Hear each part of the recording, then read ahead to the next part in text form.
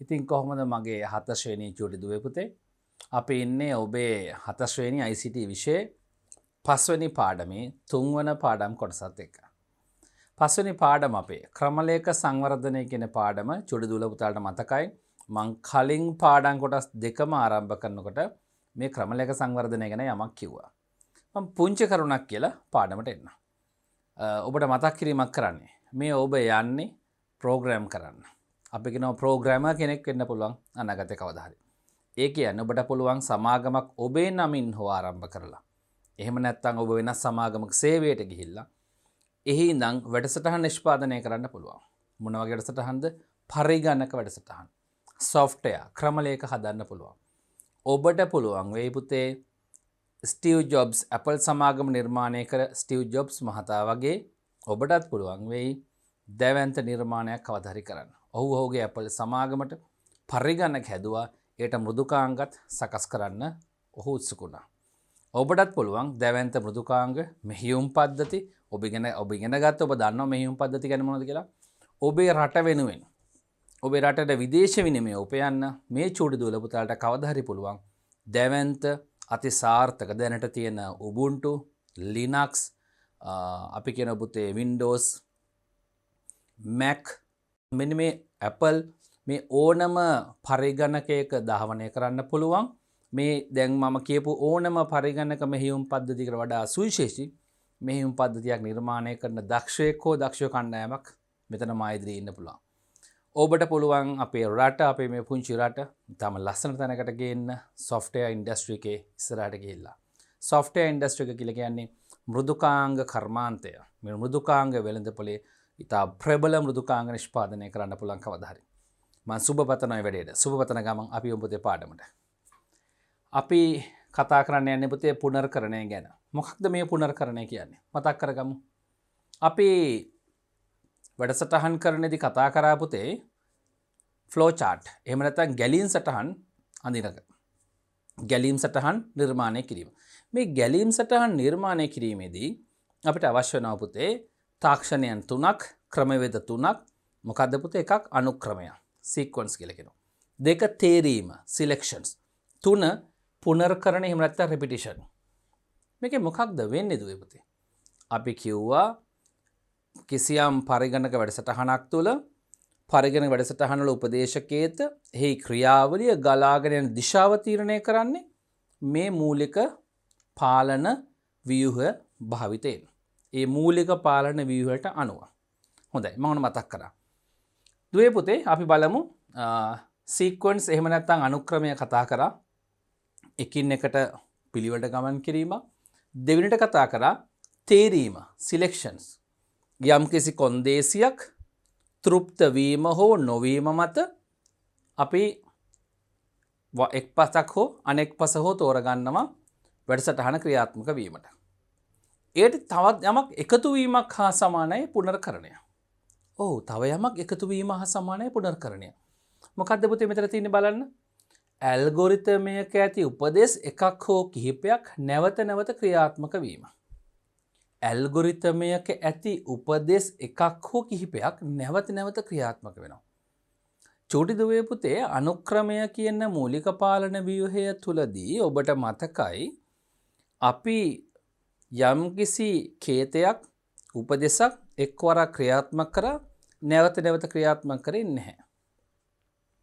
දෙවෙනි පාලන ව්‍යුහය වන තේරීම කියන පාලන ව්‍යුහය ඔබට මතකයි සිලෙක්ෂන් එක එකවරක් අපි යම් උපදේශකේතයක් කොන්දේසියක් කියවලා අපි කිසියම් එක් පසකට අපේ වැඩසටහන ගලාගෙන ගියා නැවත නැවත එම කොන්දේසිය තෘප්ත වන්නේද කියලා බැලුවේ නැහැ.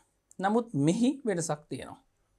බලන්න පුතේ මේ කොන්දේසියක් තෘප්ත වීම හෝ තෘප්ත නොවීම අනුව සිදුවන්නකි එහිදී එම කොන්දේසිය නැවත නැවත ක්‍රියාත්මක කරලා බලනවා නැවත නැවත බලනවා තෘප්ත වෙනවද නැද්ද කියලා.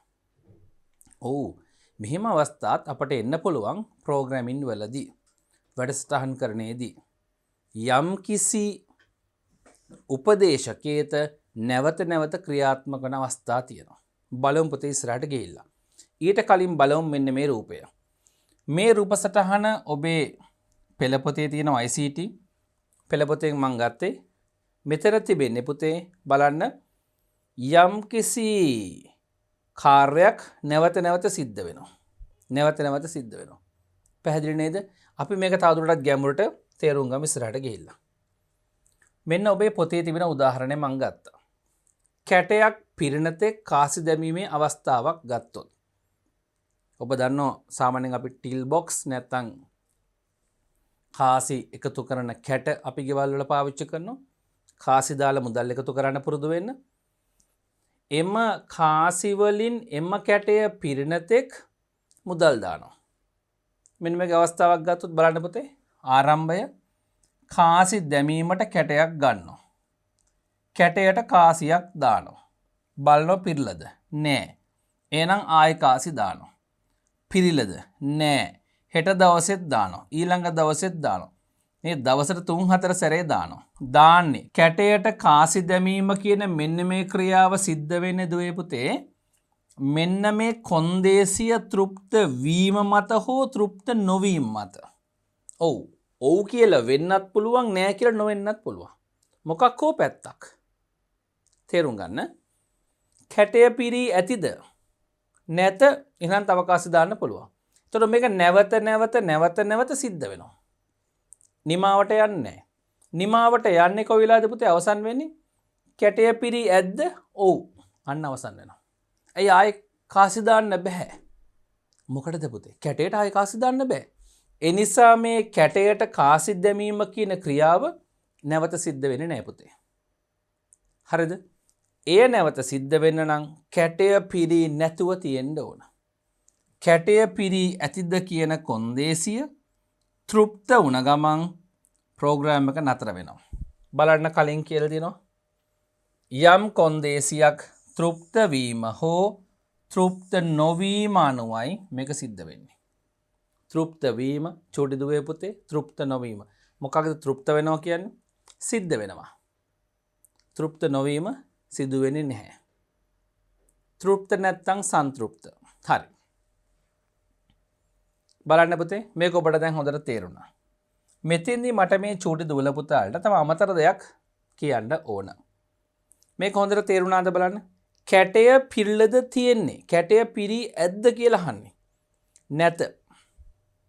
නැවත නැවතත් සිද්ධ වෙනවා මේ කොන්දේසිය පිරී ඇත කියලා තෘප්ත වෙනකම්. පිරී ඇත කියලා තෘප්ත වෙනකම්. හරිද? තෘප්ත නොවී තිබෙන තාක්කල් නැවත නැවත ක්‍රියාත්මක වෙනවා. හරිනේ පුතේ? මේ පළවෙනි අවස්ථාව කොන්දේසිය හොඳට බලන්න පුතේ මේකේ. කොන්දේසිය තෘප්ත නොවී පවතින තාක් මොකද වෙන්නේ පුතේ? වැඩසටහන ක්‍රියාත්මක වෙනවා. මේ ප්‍රෝග්‍රෑම් එක රන් වෙනවා. හරිනේ? මන් දාන මෙතනින් රන් කියලා. මම ඊළඟට පෙන්වන්න යන්නේ මේ උදාහරණෙම අරගෙන ඔබට පෙන්වනවා කොන්දේසිය තෘප්ත වී මේ තෘප්ත නොවීනේ පුතේ තෘප්ත වී පවතින තාක් අන්න රන් වෙනවා. එහෙම වෙන්නත් පුළුවන්. අපි මේ අවස්ථා දෙක බලමු පුතේ වෙන වෙනම.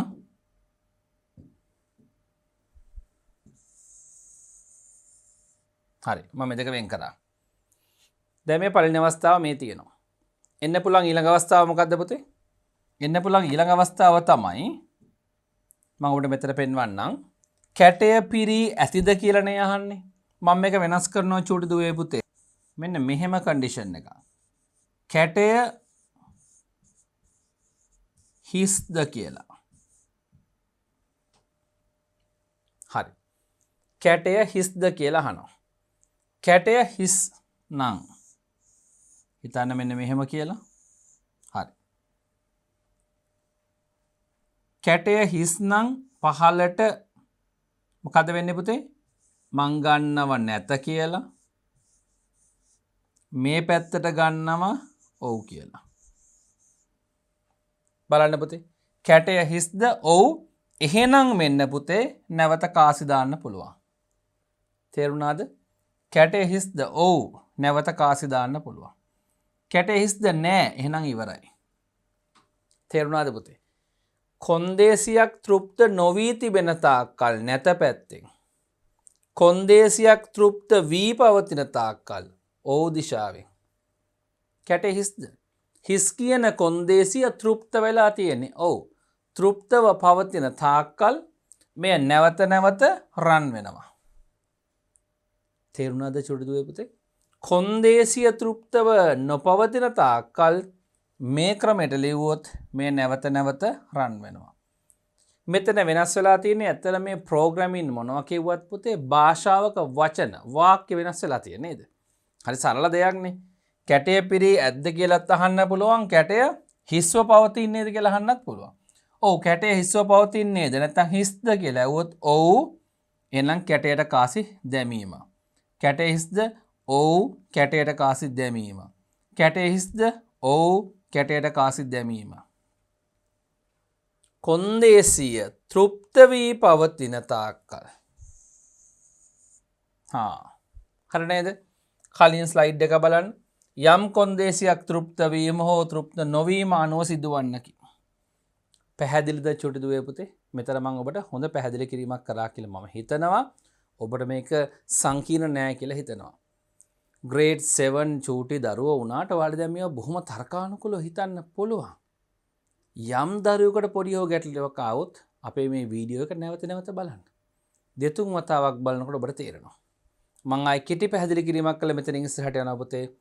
මේ තිබෙන්නේ මෙන්න මේ අවස්ථාව. කොන්දේසියක් තෘප්ත නොවී පවතින අවස්ථාව. කැටය පිරී ඇද්ද නැත. කොන්දේසිය තෘප්ත නොවී තියෙනවා. මේ තිබෙන්නේ මෙන්න මේ අවස්ථාව. මොකක්ද පුතේ? කොන්දේසියක් තෘප්ත වී පවතිනවා. කැටය හිස්ද? ඔව්. එහෙනම් යම් කොන්දේසියක් තෘප්ත නොවී හෝ තෘප්ත වී පවතින අවස්ථාවක යම් කාර්යයන් කේත නැවත නැවත ක්‍රියාත්මක වෙනවා නම් මම වචන දෙකක් ගත්තේ. කාර්යයන් කියලා ගන්නත් පුළුවන්. කැටයට කාසි දැමීමේ කාර්ය. ප්‍රෝග්‍රෑම් එකක් විදිහට හිතුවොත් පුතේ මොකක්ද අපි කියන්නේ? කෝඩ් එකක් නැත්නම් කේතයක්, උපදේශයක් නැවත නැවත ක්‍රියාත්මක වෙනවා. මගේ 7 ශ්‍රේණී චූට දරුවන්ට මං හරි ආසයි ටිකක් ලොකු ඇඩ්වාන්ස් දේවල් කියලා දෙන්න. මෙන්න මං ඔබට අපේ පුනර්කරණය එහෙම නැත්නම් රෙපිටිෂන් කියන මාතෘකාව ආරම්භයේදීම මේ රෙපිටිෂන් එක නැත්නම් පුනර්කරණය සිද්ධ වෙන්න පුළුවන් විදි ක්‍රම මං ඔබට වෙන වෙනම කිව්වා. හරි නේද? යමු දුවේ පුතේ ඉස්සරහට. පුනර්කරණය වීමට අදාළ කොන්දේසිය පරීක්ෂා කිරීම ක්‍රම දෙකකට සිදු කරනු ලබයි. මේ ඉස්සෙල්ලා කතා කරපු එක එහෙම නෙමෙයි. හොඳේ.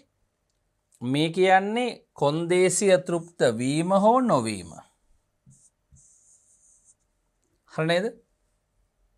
මෙතන කියන්නේ කොන්දේසිය පරීක්ෂා කිරීම ක්‍රම දෙකකට කරන්න පුළුවන් කියලා.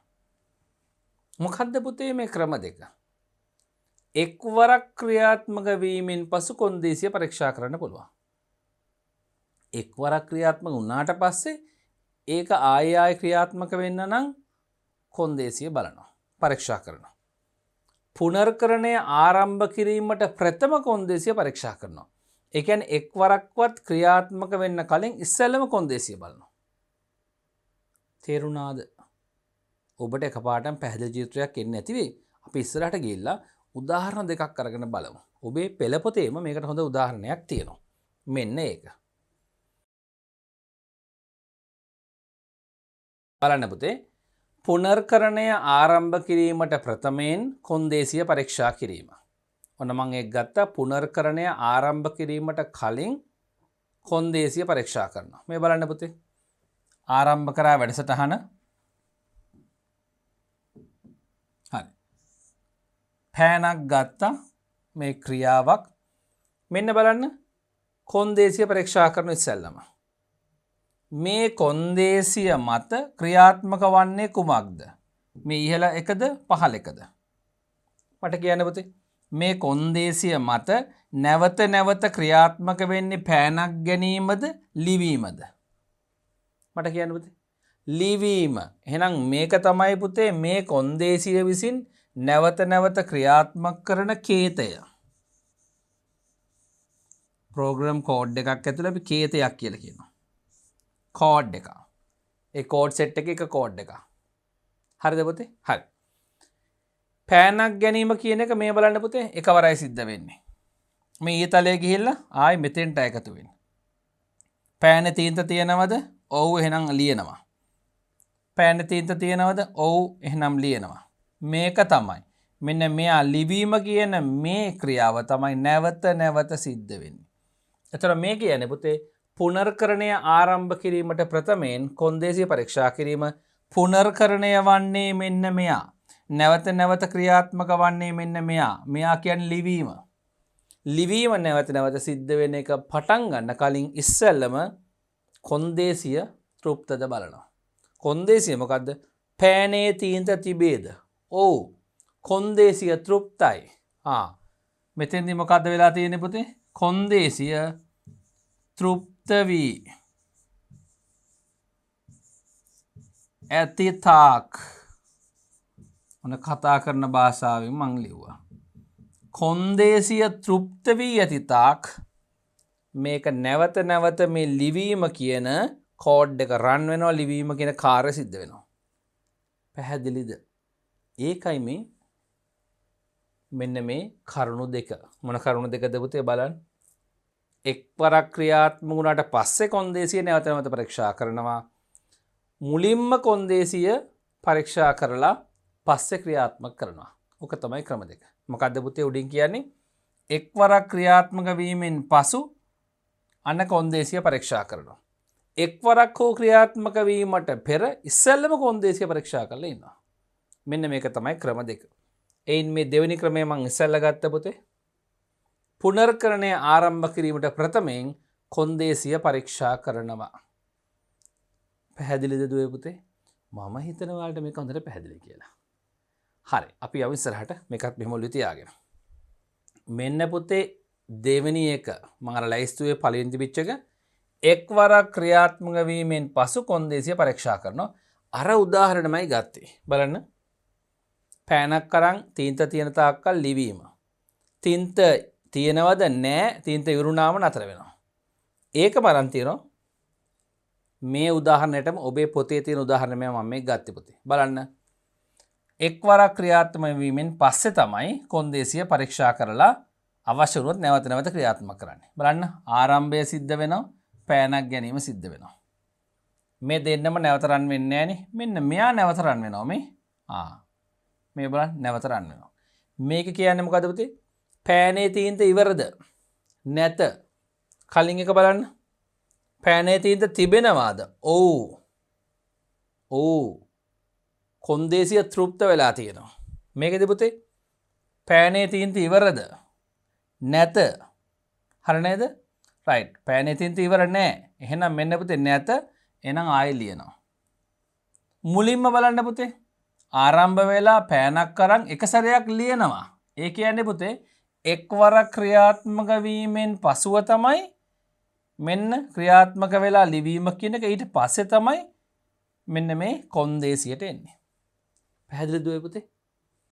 එක්වරක් ලියලිවලා බලනවා පෑනේ තියෙන ඉවරද?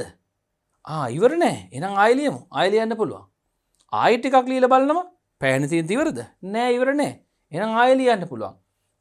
පළමු වර ක්‍රියාත්මක වෙනවා. ඊට පස්සේ කොන්දේසිය ක්‍රියාත්මක වෙලා මේක නැවත නැවත ක්‍රියාත්මක වෙනවා. කලින් එකේ තිබ්බේ මෙන්න පුතේ පළමු වර ක්‍රියාත්මක වුණේ නැහැ. කෙලින්ම කොන්දේසිය බලලා ඒ මත මෙය ක්‍රියාත්මක කරා. පැහැදිලිද පුතේ? හොඳයි. ඔබට මේ දෙක සංසන්දනාත්මකව තේරෙනවා. පෑනේ තීන්ත ඉවරද? නැත. නැවත නැවත ලියනවා. පෑනේ තීන්ත ඉවරද? ඔව්. ප්‍රෝග්‍රෑම් එක නතර වෙනවා. තේරුණාද ඔය පුතේ? මෙන්න එහෙනම් රෙපිටිෂන් එකක් එහෙම නැත්නම් පුනර්කරණයක් සිද්ධ වෙන්න පුළුවන් ආකාර දෙකක් ඔබේ ටෙක්ස්ට් බුක් එකේ ඔබේ පෙළ පොතේ තියෙනවා. මං එක මෙතෙන්ට අරන් පැහැදිලි කරා. ඔබට පහසුවෙන් තේරෙන්න ඕනද? ගැටලුවක් තිබුණා නැවත නැවත පොඩ්ඩක් බලන්න. ඊළඟට කතා කරන උදාහරණත් එක්ක මේක හරියටම ඔබට විසඳිලා යනවා. අපහසු නෑ. හොඳයි දුවේ පුතේ. අපි මේ ඉගෙනගත්ත දැනුම බලමු ප්‍රැක්ටිස් කරලා උදාහරණ කිහිපයක් අරගෙන. අපි යමු එකට. මෙන්න මගේ පළවෙනි උදාහරණය. තේ කෝප්පයකට අවශ්‍ය පරිදි සීනි එකතු කිරීමේ අවස්ථාවක්. දැන් මම මෙතන උපකල්පන කිහිපයක් එක්ක තමයි යන්නේ. මේ සිද්ධිය හැම තේරුම් ගන්නකෝ. ඒ කියන්නේ තේ කෝප්පේ හදලා, ඒ කියන්නේ වතුර උණු කරලා, තේ කොළ දාලා, ඒක තම්බලා, තේ කහට වක් කරලා දැන් කෝප්පෙට තියෙනවා. සීනි විතරයි දාන්න තියෙන්නේ. මේ වගේ අවස්ථාවක් හිතන්න. කොහොමද මේක වෙන්නේ? මම ඔබට මේක ෆ්ලෝ චාර්ට් එකක් විදිහට ඇඳලා පෙන්නන්නම් පුතේ. අපි බලමු මේ ෆ්ලෝ චාර්ට් එක කොහොමද අඳින්නේ කියලා. හොඳයි. මෙන්න පුතේ මම ආරම්භ කරනවා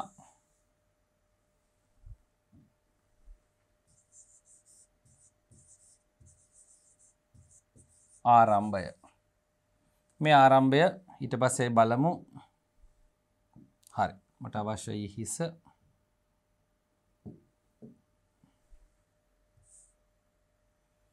ඊට පස්සේ මුලින්ම මොකද වෙන්නේ පුතේ? තේ කෝප්පේ හදලා තියෙන්නේ. අපි එක් ගමු ඉස්සෙල්ලා ක්‍රියාවක්. මේ ක්‍රියාව මෙතන එකතු කරමු.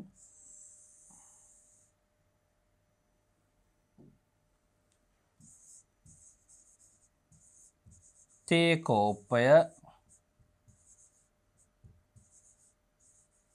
සාදා ගැනීම. තේ විතරයි, තේ කහට විතරයි. හරිද පුතේ? හදලා ඉවරයි.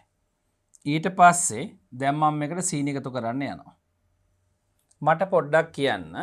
අපි පුතේ කහට දාලා කෝප් එකට තේ කහට වැක් කරලා එහි සීනි රස ඇතිද කියලා සීනි දාන්න කලින් බලනවද රස බලනවද? තේ චුට්ටක් අරන් බලනවනේ. රස බලනව නේද? සීනි දාන්න කලින් බලනවද? නෑ. එක්වරක් හෝ සීනි දාලා තමයි බලන්නේ.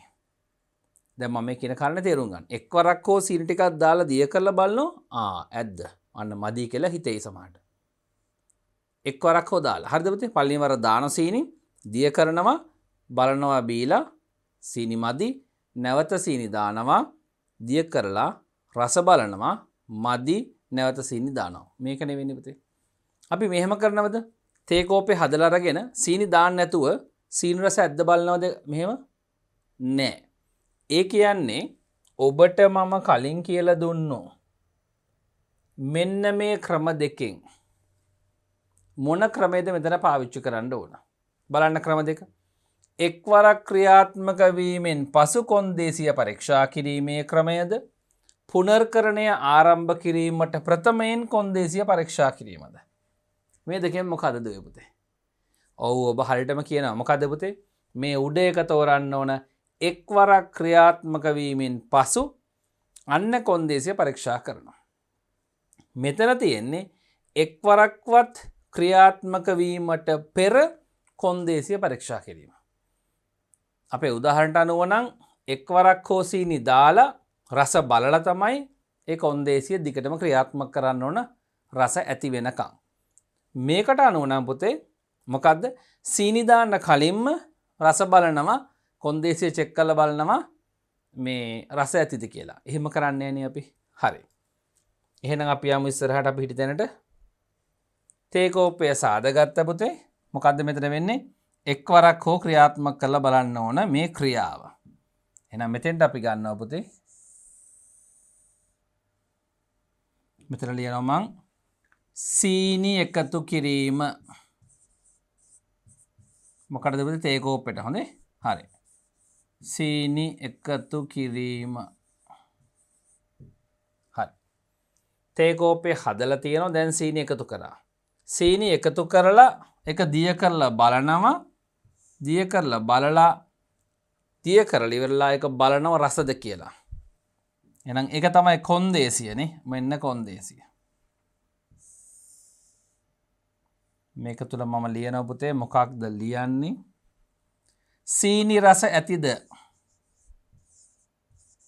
සීනි රස ඇතිද? නැත්තම් තේ කෝප්පයට සීනි ඇතිද? ඔය ඕනම එකක් ලියන්න පුළුවන් අදහස් හරියට එන්න. හොඳේ? සීනි රස ඇතිද? පහලට මම දාන ඔව් කියලා, මේ පැත්තට දාන නැත කියලා. සීනි රස ඇද්ද? පළවෙනි දාපු හැන්දෙන් පොඩි තේ හැන්දකින් දාලා දිය කළ බලව රස මදි පොඩ්ඩක්. සීනි රස මදි. එහෙනම් මොකද කරන්නේ? පොඩ්ඩක් පුතේ වැඩි කරනවා. තව සීනි ටිකක් වැඩි කරන්න, තව එකතු කරන්න ඕන. එහෙනම් මොකද්ද කරන්න වෙන්නේ? ඒකට කරන්න වෙන්නේ මෙන්න මෙහෙම දෙයක්.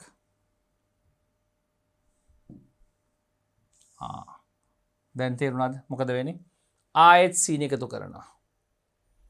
ඒක දිය කළා චෙක් කරලා පොඩ්ඩක් බීලා බලනවා සීනි රස ඇද්ද කියලා. මදි. එහෙනම් නැත. ආපහු සීනි දානවා. ඒක හොඳට කවලම් කරනවා. අපි තුන් පොඩ දාන්නේ කියලා. සීනි රස ඇද්ද? දැන් නම් බීලා බලමු. මාරු. හොඳට තියෙනවා. එහෙනම් සීනි රස ඇති. කොහාටද පුතේ ප්‍රෝග්‍රෑම් එක රන් වෙන්නේ? පහලට රන් වෙන්නේ. ඊළඟ ස්ටෙප් එකට. මොකද්ද පුතේ වෙන්නේ? සීනි එකතු කළා. හරි. සීනි එකතු කිරීමේ අවස්ථාවක්. සීනි රස ඇත්නම් ප්‍රෝග්‍රෑම් එක නතර වෙන්න ඕන.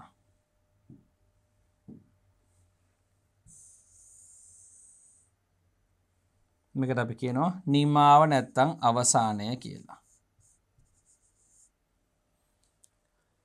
පැහැදිලිද මගේ චූටි දුවේ පුතේ? ඔබට මේක දැන් හොඳට පැහැදිලි වෙන්න ඕන. තේ කෝපයකට අවශ්‍ය පරිදි සීනි එකතු කිරීමේ අවස්ථාවක් ගත්තොත් මේක මොන පාලන ව්‍යුහයද පුතේ? රෙපිටිෂන් එහෙම නැත්නම් පුනර්කරණය කියන පාලන ව්‍යුහය. යම් කිසි කොන්දේසියක් තෘප්ත වන තෙක් සීනි රස ඇතිද? ඔව් කියලා තෘප්ත වන තෙක් මේක රිපීට් වෙනවා. හරිද? තෘප්ත වන තෙක් මේක රිපීට් වෙනවා. ඒකෙත් බලන්න අපි මේ පාවිච්චි කරපු ක්‍රමය මොකක්ද පුතේ? අදාළ ක්‍රියාව, අදාළ කාර්ය කේතය එක්වරක් රන් වෙලා පස්සේ තමයි කොන්දේසිය බලන්නේ. මෙන්න කොන්දේසිය. එක්වරක් රන් වෙලා එක්වරක් ක්‍රියාත්මක වෙලා පස්සේ කොන්දේසිය බලනවා. ඒ මත. පැහැදිලි නේද පුතේ? හොඳයි. එහෙනම් ඔබට මේක ගැන හොඳ දැනුමක් තියෙනවා. අපි යමු පුතේ දෙවෙනි උදාහරණයට. අපේ දෙවෙනි උදාහරණය වර්ෂාව අවසන් වූ පසු ක්‍රීඩාවක් ආරම්භ කිරීමට බලාපොරොත්තු වීම. ඔයාලා කියස අපි ඔක කලින් කරානේ. මොකේද? සිලෙක්ෂන් තේරීම තුල. ඔය ගත්තේ පුතේ වෙනම එකක්. තේරීමට අදාළව එක ගත්තේ. මේක ගන්න පුළුවන් පුතේ පුනර්කරණයටත්. බලමු කොහොමද ගන්න කියලා. මම වර්ෂාව වහිනවා. මට සෙල්ලම් කරන්න යන්න ඕන. මේ චූටි දුල පුතාට සෙල්ලම් කරන්න යන්න ඕන. මේක නිවාඩු දවසක්.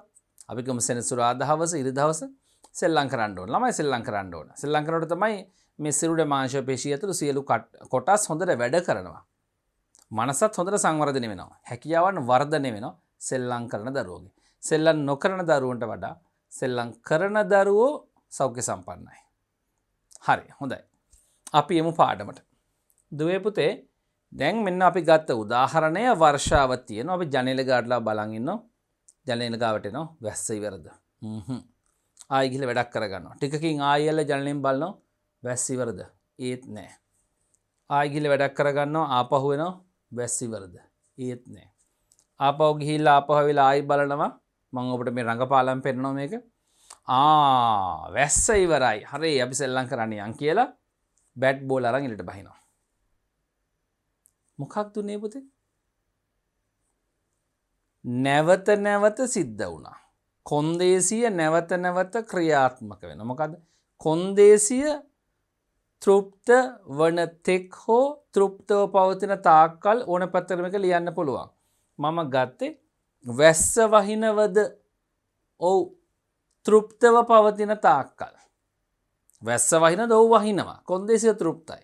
තෘප්තව තියෙන තාක්කල් මොකද්ද? නැවත නැවත වැස්ස වහිනවද කියලා බලනවා.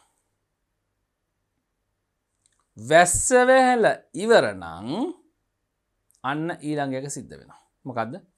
සෙල්ලම් කරන්න යනවා. පැහැදිලිද පුතේ? හොඳයි. ඔබට මේ වගේම එක තේරුම් ගන්න පුළුවන්. මම මෙතනින් පෙන්වන්න. ආරම්භය. හරිද? ආරම්භය. ඊට පස්සේ මොකක්ද එන්නේ පුතේ? ඊට පස්සේ මොකද වෙන්නේ? වැස්ස වහිමින් තියෙන නිසා අපි කිසිම ක්‍රියාවක් කරන්න නැහැ. මේ වගේ බලන්න පුතේ කොන්දේසිය නැවත නැවත සිද්ධ වෙන්න කලින් කිසිම ක්‍රියාවක් මේකෙදි සිද්ධ වෙන්නේ නැහැ. වර්ෂාව ඇදහැලෙනවා. වර්ෂාව වහිනවද? ඕකනේ වෙන්නේ පුතේ. හරි. වර්ෂාව වහිනවද? ඔව්. ඒක එන්නේ මෙතෙන්ට. මං අර සිද්ධිය මෙතෙන්ට ආදේශ කරනවා. අපි දැනට මුලින්ම කරන්නේ මොකද්ද? ක්‍රීඩා කරන සූදානම් වෙලා ඉන්නවා. ඊට පස්සේ බලනවා වර්ෂාව වහිනවද කියලා. මේ වගේ සිද්ධ වෙන කාර්යයක් නැහැ. වර්ෂාව වහිනවද? ඔව්. ඔව් නම් නැවත බලා සිටිනවා. හරිද? නැත්නම් වෙනත් වැඩක නියැලෙනවා. ඊට පස්සේ ආපහු බලනවා වර්ෂාව වහිනවද? ඔව්. වෙනත් වැඩක නියැලෙනවා. දැන් තේරුණාද පුතේ? ඔන්න ඕක තමයි සිද්ධ වෙන්නේ. මුලින් එක වතාවක සිද්ධ වෙන්නේ නැහැ. මේ ක්‍රමයට අඳින්න බෑ. වෙනස් කරන්න ඕන අඳින විදිහ.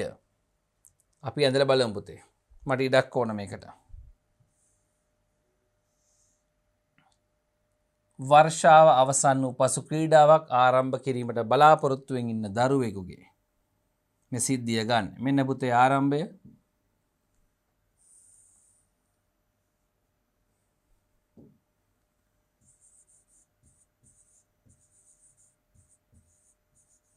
හරි. පහළට ගලාගෙන එනවා ෆ්ලෝ chart එක. ඊට පස්සේ මෙතන සිද්ධ වෙනවා පුතේ යම් කිසි කාර්යයක්. ඒක තමයි ක්‍රීඩා කරන්න සූදානම් වෙන එක.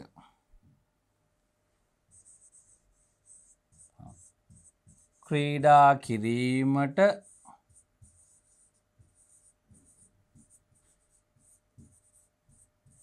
සූදානම් වීම. හරි. ක්‍රීඩා කරන්න සූදානම් වෙනවා පුතේ. එතකොට මොකද වෙන්නේ? හරි. දැන් මෙයා සූදානම් වෙලා බලන්න. එතකොට මොකද වෙන්නේ? වහිනවා. ඔන්න එක දිගට වැස්ස.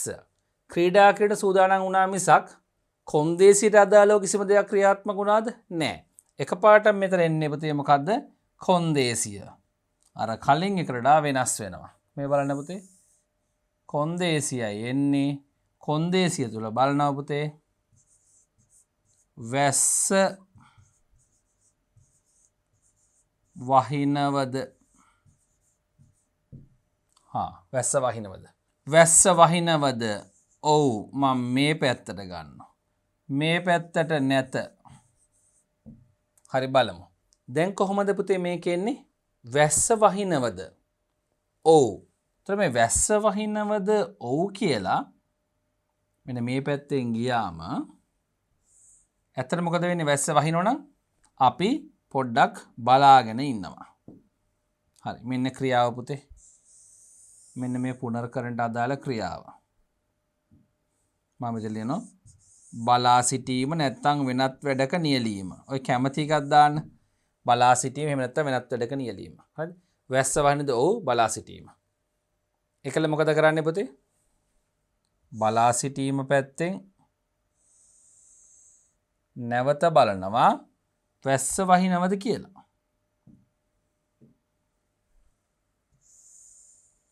හරි නේද?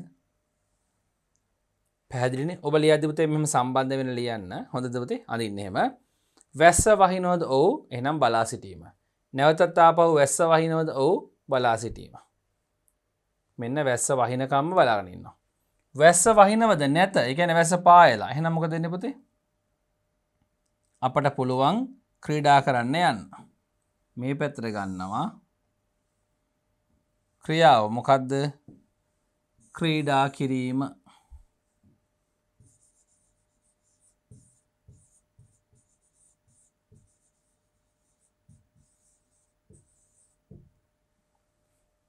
මම මෙතන බලන්න කොන්දේසියට පස්සේ කාර්යයන් දෙකක් ලිව්ව වෙනස්. කලින් අපි ගත්ත උදාහරණේ එක කාර්යයයි. නේද? මොකද සීනි එකතු කරනවා. කොන්දේසියට පස්සේ මේ සීනි එකතු කරනවා. ඕක තමයි තියෙන්නේ. ඒ සීනි එකතු කිරීමේ අවස්ථාවක්නේ.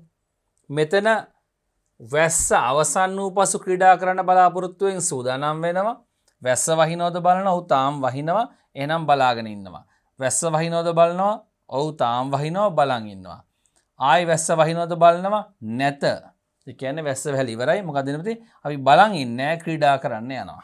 බලන්න පුතේ මේක අවසානට ගේන විදිය.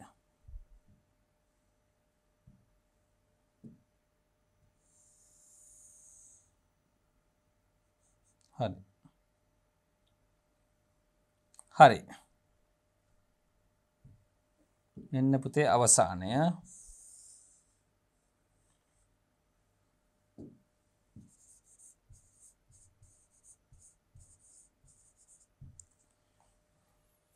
හරි. දැන් බලන්න පුතේ වර්ෂාව අවසන් උපසු ක්‍රීඩාවක් ආරම්භ කිරීමට බලාපොරොත්තු වීම පුනර්කරණයක් තමයි මෙතන සිද්ධ වෙන්නේ. නැවත සිද්ධ වෙනවා. මේකේ පුතේ විශේෂත්වය තමයි මේ පුනර්කරණයේදී මේ බලා සිටීම කියන කාර්යය කොන්දේසියට කලින් නැහැ. කලින් එකවරක්වත් නැහැ. හරිද? ඔව් වැස්ස වහිනකොට බලන් ඉන්නේ අනිත් රට බලන් ඉන්නේ නැහැ. හරි නේද පුතේ? හොඳයි. ඕකේ. මේකත් ඔබට හොඳට තේරුණා. අපි යමු පුතේ උදාහරණ අංක 3ට. උදාහරණ 3 තිබෙන්නේ චූටි දුවේ පුතේ නිශ්චිත කාලයක් තුල ප්‍රශ්න පත්‍රයකට පිළිතුරු ලිවීම. ඔව්. චූටි දුවල පුතාලා දන්නවා අපි සාමාන්‍යයෙන් අපේ රටේ ලෝකෙමත් හැම විභාගයකම නෙවෙයි අපේ රටේ නම් සෑම විභාගයක්ම වගේ නිශ්චිත කාලයක් දෙනවා ඒ ප්‍රශ්න පත්‍රයට ලබා දෙන ප්‍රශ්න වලට උත්තර ලියන්න. ඒ නිශ්චිත කාලය තුල ලියන්න ඕන. හිතන්න ඔබ ප්‍රශ්න පත්‍රයක් දෙනවා ඔබේ පන්තියේදී ඔබට වාර විභාගයක් නෙමෙයි සාමාන්‍ය ප්‍රශ්න කීපයක් ICT දුන්න කියන්න.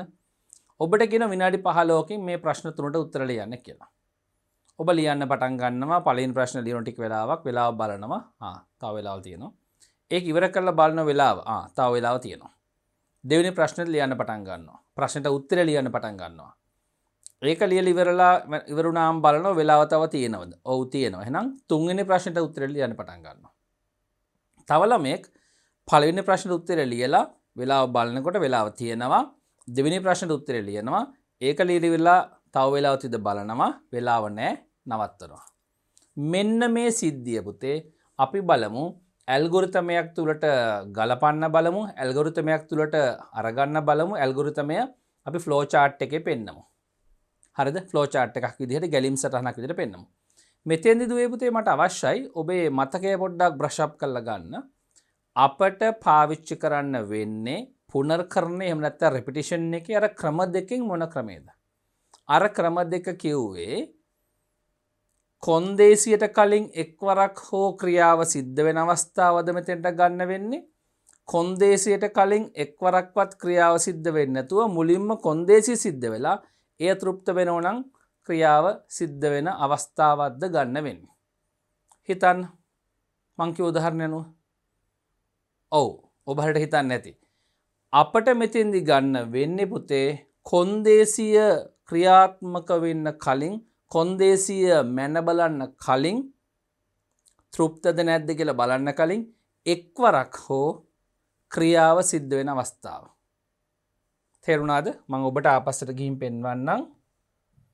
මෙන්න මේ අවස්ථාවට අපිට යන්න වෙන්නේ පුතේ. එක්වරක් ක්‍රියාත්මක වීමෙන් පසු කොන්දේසිය පරීක්ෂා කරන අවස්ථාව. ඇයි මම එහෙම කියන්නේ පුතේ? ඔබ දන්නවා පළවෙනි ප්‍රශ්නෙට උත්තරේ ලියලා තමයි අපි තව වෙලාවක් තියෙනවද කියලා බලන්නේ. එක ප්‍රශ්නයකටවත් උත්තර ලියන්න නැතුව තව වෙලාවක් තියෙනවද කියලා පරීක්ෂා කරන්න අවශ්‍ය නැහැ නේද ඔය පුතේ? වෙලාව තියෙනවනේ. පළවෙනි ප්‍රශ්නට උත්තර ලියාගෙන යද්දී වෙලාව අවසන් වෙන්න පුළුවන් අඩු වෙන්න පුළුවන්. ඉතිරි වෙලාව අඩු වෙන්න පුළුවන්. ඒතර බලන්න තව වෙලාවක් තියෙනවද කියලා. තව වෙලාවක් තියෙනවා නම් හරි අපි ඊළඟ ප්‍රශ්නට උත්තර ලියන්න යනවා. එහෙනම් මුලින්ම එක්වරක් හෝ ක්‍රියාව සිද්ධ වෙන්න ඕන කොන්දේසිය පරීක්ෂා කරන්න කලින්. මේ කොළිය තියාගෙන අපි පුතේ අපේ ෆ්ලෝ chart එක නිර්මාණය කරමු.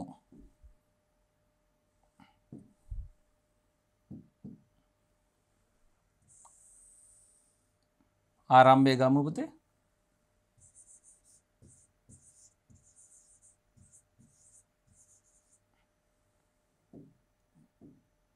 පහළට ගැලීමක් අවශ්‍යයි මට. පළවෙනි ක්‍රියාව මෙන්න.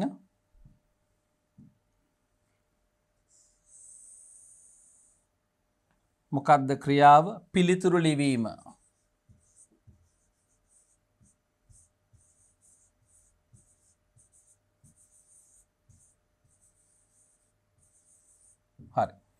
පිළිතුරු ලිවීම තමයි පළවෙනි ක්‍රියාව. ඔන්න එක්වරක් ක්‍රියාව සිද්ධ වුණා. දැන් බලනවා කොන්දේසිය පරීක්ෂා කරලා බලන්න යන්නේ. මොකද යම්කිසි වෙලාවක් ගත වෙලා තියෙන නිසා. පහළට ගියා. අපි බලන පුතේ මෙන්න මේ කොන්දේසිය මොකද්ද? තව වෙලාව තිබේද? තව වෙලාව තිබේද? තව දරුවෙකුට පුළුවන් වෙලාව පරීක්ෂා කරන අවස්ථාව වෙනත් වචන වලින් ලියන්න. හරි. තවත් වෙලාව තිබේද? නැත්නම් තවත් ඉතිරි වෙලාව තිබේද? මේ පැත්තට මං ගන්නවා ඔව් කියලා, මේ පැත්තට ගන්නවා නැත කියලා. හරි නේද? ඕකේ. තවත් වෙලාව තිබේද? එහෙමනම් ඔව් නම් මොකද කරන්නේ පුතේ අපි? ප්‍රශ්න වලට උත්තර ලියනවා නේද? තව වෙලාව තියෙනවා. මෙන්න ඒ නිසා ප්‍රශ්න වලට තව ඊළඟ ප්‍රශ්නටත් උත්තර ලියනවා. මෙන්න කොන්දේසිය තව වෙලා තිබේද? ඔව්. වෙලාව තිබේද කියලා අහන ප්‍රශ්නයට තෘප්ත වෙලා තිබෙන වෙලාව තිබේද? වෙලාව තිබේද? කොන්දේසිය තෘප්තව තිබෙන තාක්කල් පිළිතුරු ලිවීම නැවත නැවත සිද්ධ වෙනවා. අපි හිතමු පළවෙනි ප්‍රශ්නට උත්තර ලිව්වා, දෙවෙනි ප්‍රශ්නට උත්තර ලිව්වා, තුන්වෙනි ප්‍රශ්නට උත්තර ලියන්න කලින් බලනවා තව වෙලා තියෙද? වෙලාව නැහැ. තව විනාඩියක්. නැත්නම් තව අපර කිහිපය ඇති වෙන වෙලාවක් නැහැ. එහෙනම් තව වෙලා තිබේද? නැත. හරි. තව වෙලා නැතනම් පුතේ මොකද වෙන්නේ? අපට ඊළඟ ප්‍රශ්නට උත්තර ලියන්න බැහැ. එහෙනම් සිද්ධ වෙනවා පේපර් එක ලියන එක නවත්වන්න. අපි ඔක්කොම මෙතෙන්ට ගන්න නැහැ. මම කෙලින්ම ගන්නවා. මොකද්ද පුතේ මේක අවසන් කරනවා කියලා. හරි. එහෙනම් ප්‍රෝග්‍රෑම් එක අවසන් කරනවා.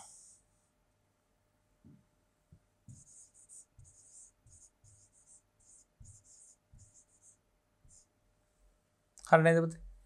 තව වෙලා තිබෙද නැත? ප්‍රෝග්‍රෑම් එක අවසන්. දැන් ඔයාලට මේක තේරෙනවද? මම ආයි කියන පුතේ නිශ්චිත කාලයක් තුල ප්‍රශ්න පත්‍රයකට පිළිතුරු ලිවීම බලන්න. පිළිතුරක් ලියනවා.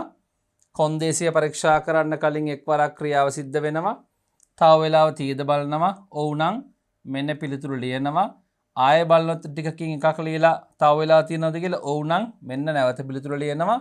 ආයෙත් බලනවා තව වෙලා තිබෙද කියලා නැත. එහෙනම් වැඩසටහන නතර වෙනවා. නැත්තම් පේපර් එක ලියන එක නතර වෙනවා. හරි නේද පුතේ? ඔබට ඕනනම් මෙතන ක්‍රියාවක් දාන්න පුළුවන්.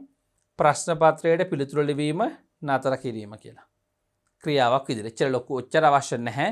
අපි කෙලින්ම අවසාන දැම්මම හරි මේක තේරෙනවා. පැහැදිලිද දුවේ පුතේ මේ ඇඳපු එක? ඔබට මේක තේරෙනවද? මෙන්න පුනර්කරණය, රෙපිටිෂන් එක. එකම කොන්දේසි මත නැවත නැවත ක්‍රියාත්මක වීම. හරි. අපි යමු පුතේ ඉස්සරහට.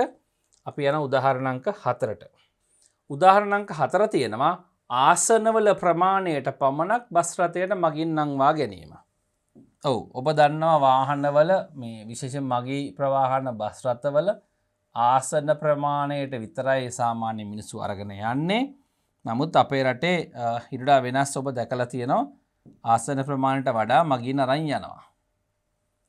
අපි මෙතන උපකල්පනය කරනවා ආසන ප්‍රමාණයට පමණක් මගීන් රැගෙන යන බස් රථයකට මගින් නංවා ගැනීම තියෙනවා. මේකක් කොහොමද පුතේ අපේ මේ ෆ්ලෝ chart එකට අදාළ වෙන්නේ? මෙතන තියෙන පුනර්කරණයක්, රෙපිටිෂන් එක. බලන්න. එක මගියෙක් වාහනට නංවා ගන්නවා, බස් රථයට නංවා ගන්නවා. ඔහු වාඩි වුණාම බලනවා තව ෂීට් තියෙනවා. තවත් මගියෙක් නංග ගන්නවා, තවත් ෂීට් තියෙනවා. නේද? ආසන තියෙනවා. මේ විදිහට එක එක මගියෝ නංවා ගන්න ගමන් ආසන තිබෙද කියලා බලනවා. තවත් ආසන තිබෙද බලනවා. තවත් ආසන තිබේ නම් ආයෙත් මගින් නංව ගන්නවා හෝල්ට් එකෙන් හෝල්ට් එකට. මෙන්න මේ සිද්ධිය හොඳට හිතන්න. දැන් ඔබ දන්නවා හිස් ආසන තිබේද? ඔව්. එහෙනම් ක්‍රියාව සිද්ධ වෙනවා මගින් නංවා ගැනීම. කොන්දේසිය මොකද්ද? හිස් ආසන තිබීම. එය තෘප්තයි. එය තෘප්තව තිබෙන තාකල්, ඒ කියන්නේ හිස් ආසන තියෙන තාකල් අලුතෙන් මගින් නංව ගන්නවා හෝල්ට් එකෙන් හෝල්ට් එකට. තේරුණාද? හිස් ආසන නැත්නම් තිබේද? නැත. එහෙනම් මොකද වෙන්නේ පුතේ? වැඩසටහන අවසන් වෙනවා. මගින් නංවා ගැනීමක් සිද්ධ වෙන්නේ නැහැ. පැහැදිලිද පුතේ? මෙන්න මේක තමයි අපි මෙතන අඳින්න යන්නේ. මට පොඩි කාරණයක් ඔබෙන් අහන්න තියෙනවා. ඒ තමයි චුටි දුවේ පුතේ ඔබ හොඳට මට බලලා කියන්න. මේ සිද්ධියට අදාළ ෆ්ලෝ චාර්ට් එක අපි ඇඳගෙන යද්දි පාවිච්චි කරන පුනර්කරණය කියන පාලන ව්‍යුහය පාවිච්චි කරන්නේ මෙතෙන්දී යෙදීම් දෙකෙන් කුමන යෙදීමද එන්නේ කියලා කියන්න. මොකද යෙදීම් දෙක මම ඔබට පෙන්වන්නම්.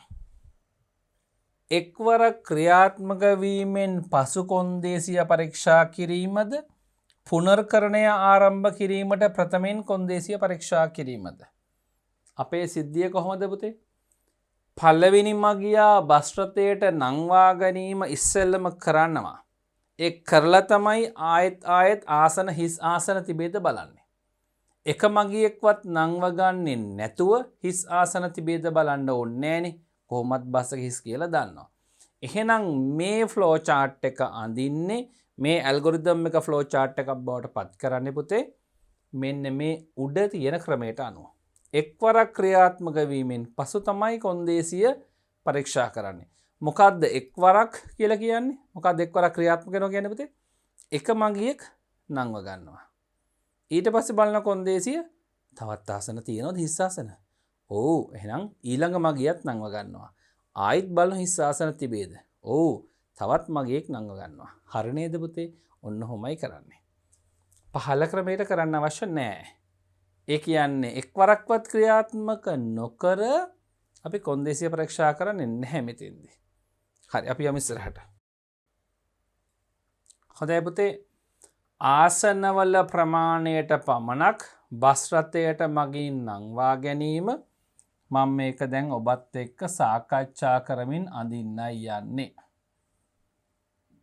මට අවශ්‍යයි මෙහි ආරම්භය.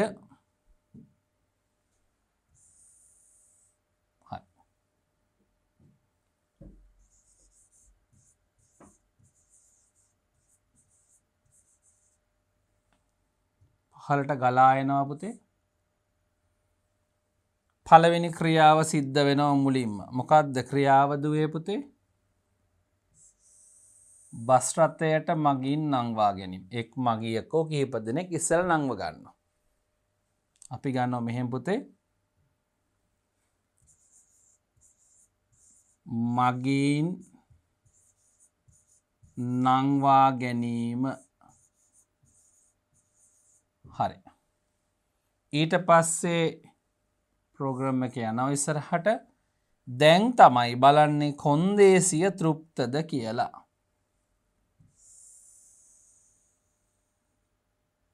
කොන්දේසිය මොකද්ද පුතේ?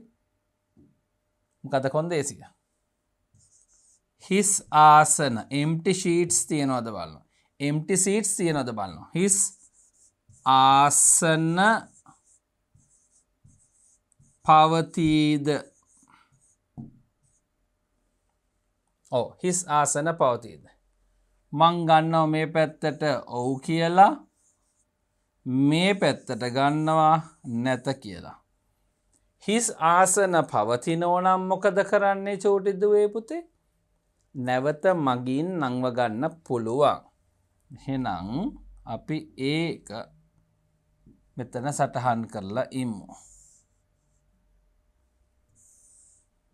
ඔබ මේවා මේ හොඳට ටච් වෙන්න අඳින්න. පැහැදිලිද පුතේ? මගින් නංවා ගැනීම කරන්න පුළුවන් හිස් ආසන පවතිනවා නම්. හිස් ආසන නැත්නම් මොකද කරන්නේ? අන්න මගින් නැවත පටව ගන්න බෑ. අපට සිද්ධ වෙනවා චූටි දුවේ පුතේ ප්‍රෝග්‍රෑම් එක මෙතනින් නවත්වන්න.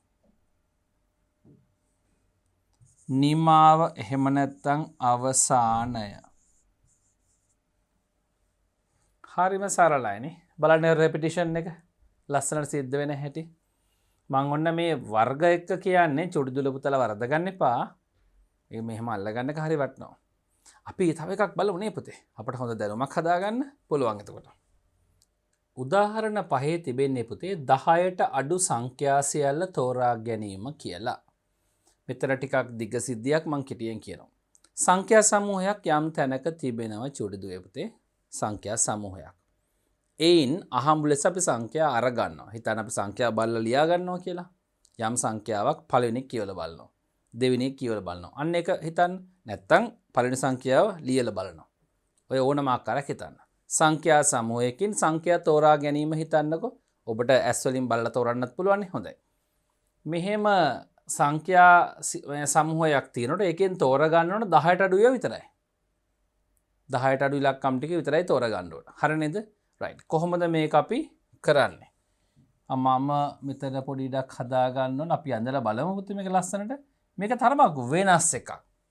ඔබ මේ දක්වා ඇඳපු උදාහරණ 4ටම වඩා වෙනස් ෆ්ලෝ chart එකක් තමයි මෙතන ගොඩනගන්න යන්නේ. අපි ගොඩනගන ගමන් කතා කරමු මොකද්ද මේ තියෙන වෙනස්කම් කියලා. අපි ආරම්භ කරමු පුතේ.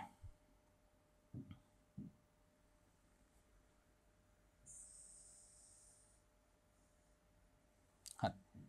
ආරම්භය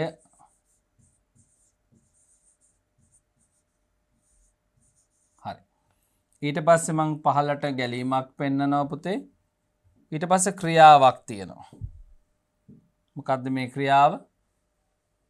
සංඛ්‍යාවක් තෝරා ගැනීම. අන්න ඔබට දැන් යමක් තේරෙනවා. ඉස්සෙල්ලම ක්‍රියාවක් තියෙනවා. මොකද්ද පුතේ? සංඛ්‍යාවක් තෝරා ගැනීම.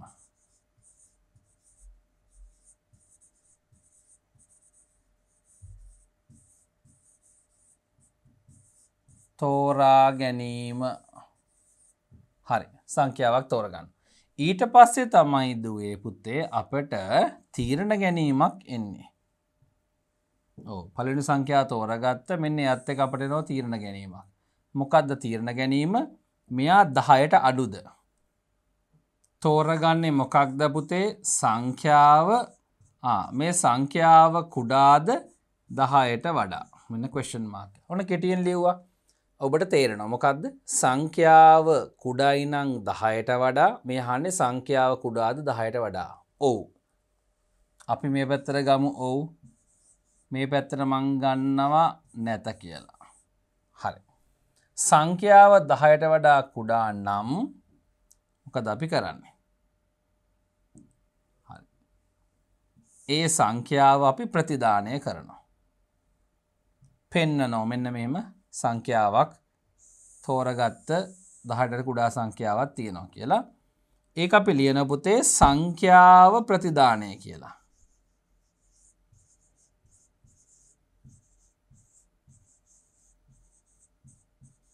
හරිනේ? ඒ තෝරගත්ත සංඛ්‍යාව ප්‍රතිදානය කරනවා. ප්‍රතිදානය කළා මොකද කරන්නේ? නිකන් ඉන්නේ. ඊළඟ සංඛ්‍යාව හොයන්න යනවා. චෙක් කරනවා. තව සංඛ්‍යාවක් එනවා.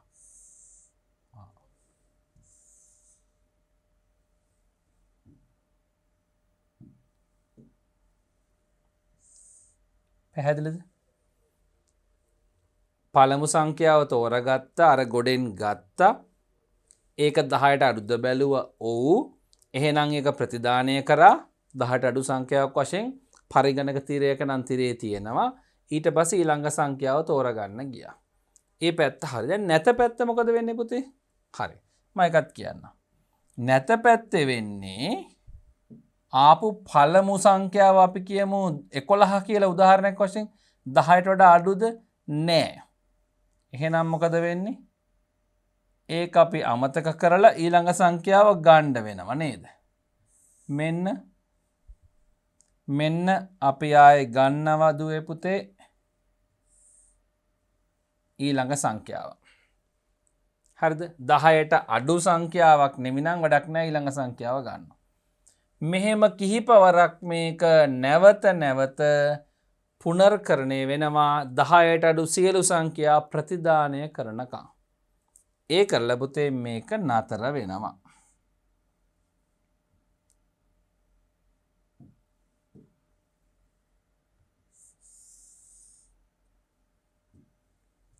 අවසානයේ පැහැදිලිද පුතේ මේක? මෙන්න පුනර්කරණයක් සිද්ධ වෙන හැටි බලන්න මං කෝ තරමක් මේක වෙනස් කියලා. මට විශේෂයක් කියන්න තියෙනවා චුටුදුවේ පුතේ. මේක අපි සාමාන්‍ය පෙළ පන්තිවලදී මේ සිද්ධිය මේ විදිහට හරියටම අරගෙන ෆ්ලෝ chart එක ඇඳුවොත් මේකට තව කොටස් ටිකක් එකතු වෙනවා. ටිකක් සංකීර්ණයි. මොකද හරියටම වැඩ කරන්නේ ප්‍රෝග්‍රෑම් එක ඒ කොටස් ටිකත් එකතු වුණාම. මගේ 7 පන්තියේ චූටි දුවල පුතාට තාම එච්චර දිගට අපි යන්නේ නැහැ. මේ පාඩමේ තිබෙනවා විචල්්‍ය කියලා පුංචි මාතෘකා කොටසක් කතා කරන්න. නමුත් මෙතනත් විචල්්‍ය අරගෙන තමයි අපි මේ වැඩේ කරන්න ඕන. නමුත් මම ඒ කොටසට දැම්ම යන්නේ නැහැ. හරි. මං ආයසරයක් කියලා දෙන්නම් අපට අවශ්‍ය 10ට අඩු සංඛ්‍යා සියල්ල තෝරගන්න. සංඛ්‍යාවක් ගන්නවා 10ට අඩුද බලනවා. ඔව් නම් ඒ සංඛ්‍යාව 10ට අඩු සංඛ්‍යාවක් වශයෙන් ප්‍රදානය කළා ඊළඟ සංඛ්‍යාවක් ගන්නවා. ඒ සංඛ්‍යාව 10ට වඩා අඩු නැත්නම් ඊළඟ සංඛ්‍යාව ගන්නවා. තවත් සංඛ්‍යාවක් ගත්තට පස්සේ ඒකත් 10ට වඩා අඩු නැත්නම් ඊළඟ සංඛ්‍යාව ගන්නවා. ඒ සංඛ්‍යාව 10ට වඩා අඩු නම් ඒක සංඛ්‍යාව 10ට අඩු සංඛ්‍යාවක් වශයෙන් ප්‍රතිදානය කළා ඊළඟ සංඛ්‍යාව ගන්නවා. මෙහි විදියට ගිහිල්ලා අපි සාමාන්‍යයෙන් 10ට අඩු සංඛ්‍යා සියල්ල ටික ආවම ප්‍රෝග්‍රෑම් එක නවත්තනවා. එහෙම හිතන්නකෝ. හරි අපි ප්‍රෝග්‍රෑම් එක නවත්තනවා. හොඳයි. මෙන්න චූටි දුවේ පුතේ 5 වෙනි උදාහරණය මම ඔබට ඇඳලා පෙන්නුවා. මෙය හරියටම 100%ක් නිවැරදි වෙන්න තව මේකට කොටස් ටිකක් එකතු වෙන්න ඕන. මම නිකමට මේ කියන්නේ ඒවා 11 පන්තිදී අපි ඉගෙන ගන්නවා. හරි නේද? හොඳයි. හරි. දුවේ පුතේ අපි එහෙනම් යමු ඊළඟ උදාහරණය සාකච්ඡා කරන්න. විදුලි කේතලයක ජලය රත් කිරීම. මේක නම් හරි සරලයි නේද? විදුලි කේතලයක ජලය රත් කරනකොට රත් වෙලා අවසන් වෙන්න නම් මොකද වෙන්න ඕන පුතේ?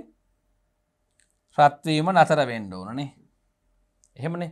රත් වෙලා එක මට්ටමේ ජලය නටන්න ගත්තම තවදුරටත් විදුලි බලය සැපීම නවත්තලා විදුලි කේතලය ඕෆ් වෙන්න ඕන. ඕකනේ අවුට්පුට් වෙන්න ඕන. හරි. අපි බලමු පුතේ. මෙන්න එහෙනම් ආරම්භය.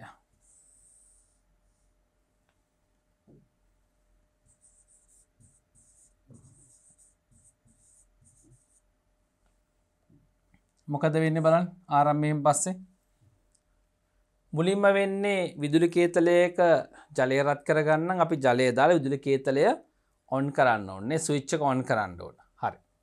ඒක ක්‍රියාවක් පුතේ. අපි ඒ ක්‍රියාව ලියා ගමු.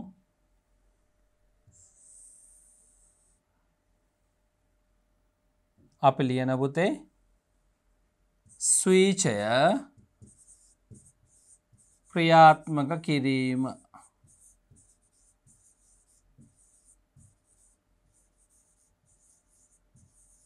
විදුලි කේතලේ ස්විචය ක්‍රියාත්මක කරා දැන් ජලය රත් වෙන්න පටන් ගන්නවා ටිකෙන් ටික විදුලි බලය ගිහිල්ලා.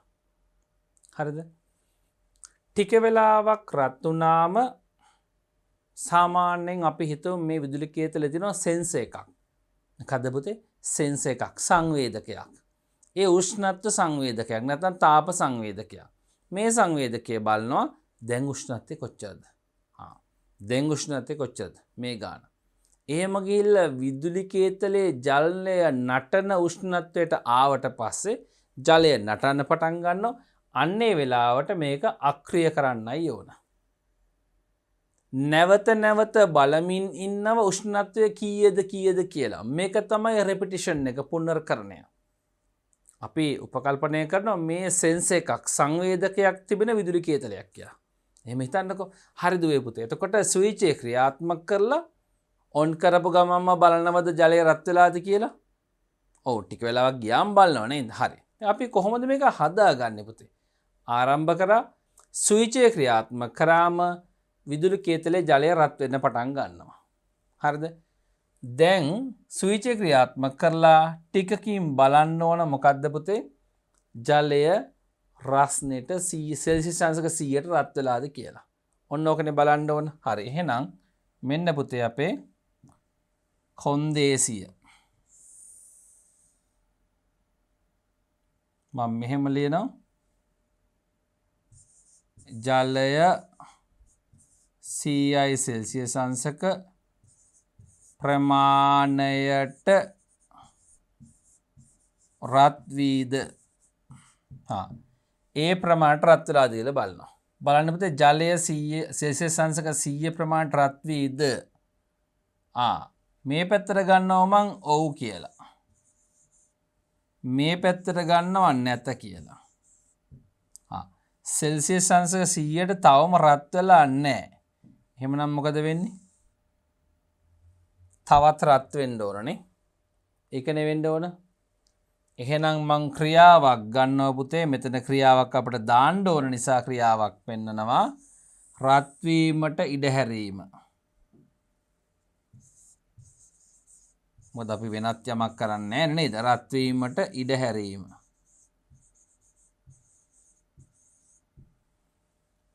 හරිනේ? ජලය සෙල්සියස් අංශක 100 ප්‍රමාණයට රත් වීද නැත. එහෙනම් රත් වීමට ඉඩ හරිනවා.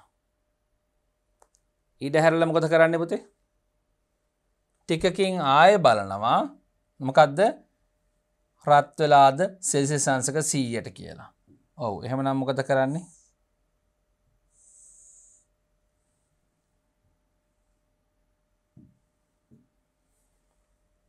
නැවත බලනවා.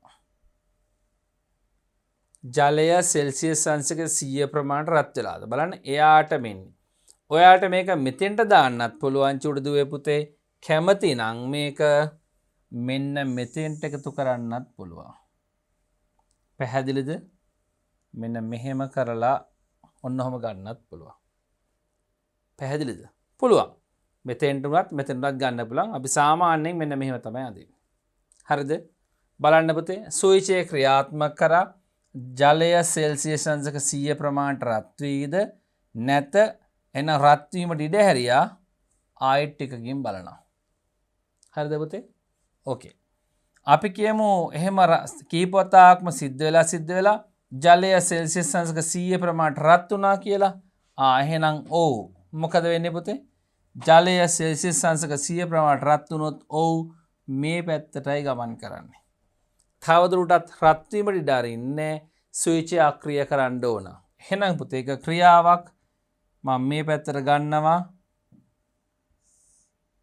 ඒක ක්‍රියාවක් මට ඍජු කෝණාශ්‍රයක් අරගෙන මම මේ පැත්තෙන් අඳිනවා පුතේ.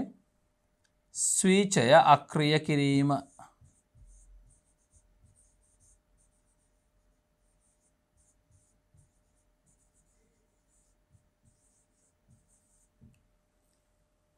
ස්විච් ආක්‍රිය කළ මොකද කරන්න පුතේ?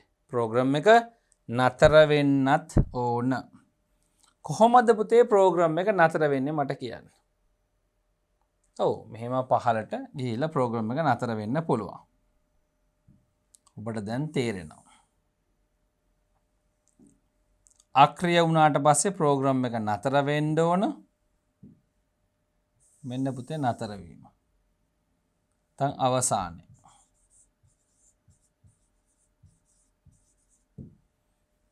පැහැදිලිද බලන්න පුතේ මේක?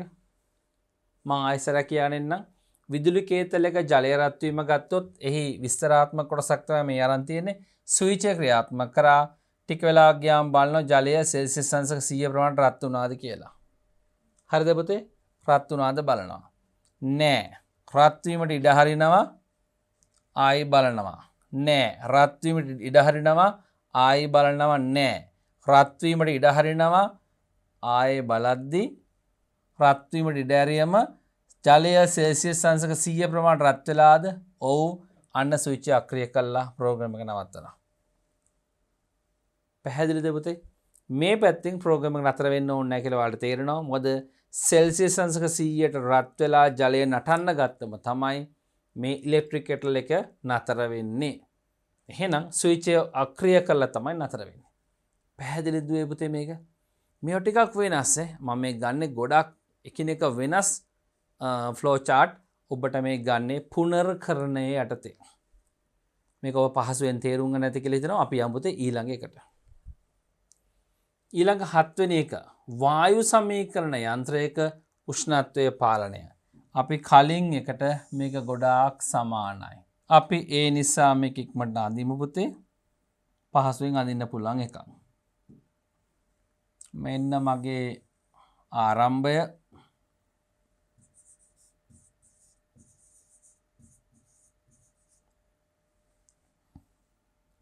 පහළට ගමන් කරනවා.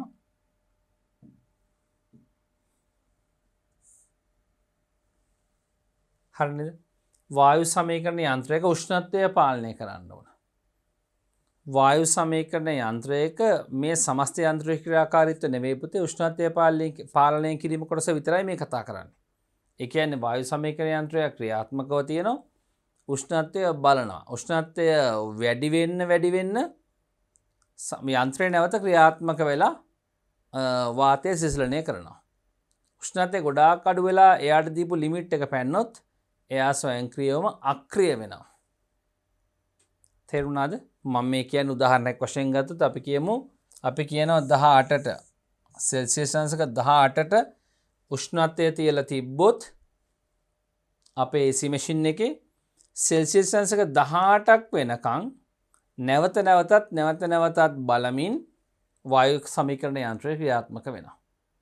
හරි. අපි ඒ වගේ නිශ්චිත එක් ප්‍රමාණයක් අරගනිමු.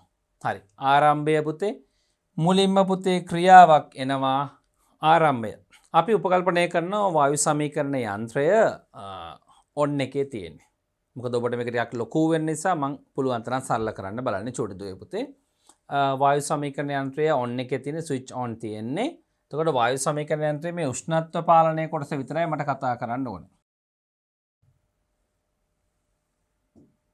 එතකොට මේ වායු සමීකරණ යන්ත්‍රයේ උෂ්ණත්ව පාලන කොටස විතරයි මට කතා කරන්න ඕන. මෙන්න ආරම්භය ඉස්සෙල්ලාම මොකද කරන්න පුතේ මෙයා කොන්දේසිය ක්‍රියාත්මක කරනවා. බලන්න ඕන. කොන්දේසිය ක්‍රියාත්මක කරනවා. මොකද්ද පුතේ කොන්දේසිය? උෂ්ණත්වය මම ගන්නම් මේ 18 කියන එක සෙල්සියස් අංශක 18යිද. හරි. මේ පැත්තට ගන්නව මං නැත කියලා මේ පැත්තට ගන්නව මං ඔව් කියලා පහසුවට. උෂ්ණත්වය සෙල්සියස් අංශක 18ද? නෑ. තාම 18 උන්නේ නෑ. එහෙනම් මම පහලට එනවා පුතේ. මේකේ මොකද වෙන්නේ? මොකද්ද වෙන්න ඕන? 18 වෙලා නැත්නම් තවදුරටත් යන්ත්‍රය ක්‍රියාත්මකව පවතින්න ඕන. එහෙනම් මෙන්න මෙතන අපිට එනවා පුතේ කාර්යයක්. උෂ්ණත්වය තාම සෙල්සියස් අංශක 18ට ඇවිල්ලා නැහැ.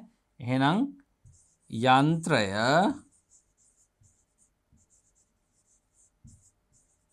ක්‍රියාත්මකව තැබීම නැත්නම් සක්‍රියව තැබීම. යන්ත්‍රය තවදුරටත් සක්‍රියව තියන්න. හරිද පුතේ? ඊට පස්සේ මොකද කරන්නේ? ආපහු බලනවා ටිකකින් උෂ්ණත්වය සෙල්සියස් අංශක 18ද කියලා. මේ බලන්න මං එක හදන හැටි. ඔබට කලින් ගත්ත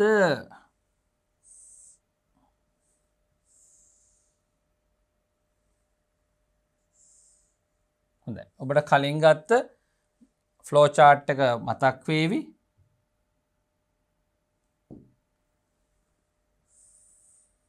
ඒ වගේ නේද? ඔව් දෙකෙම තිබේ උෂ්ණත්වය තාපය සම්බන්ධ කතන්දරයක්. උෂ්ණත්වය සෙල්සියස් අංශක 18ද නැත යන්ත්‍රය ක්‍රියාත්මකව තැබීම ආපහු මයිනෝ ටිකකින් උෂ්ණත්වය සෙල්සියස් අංශක 18ද කියලා.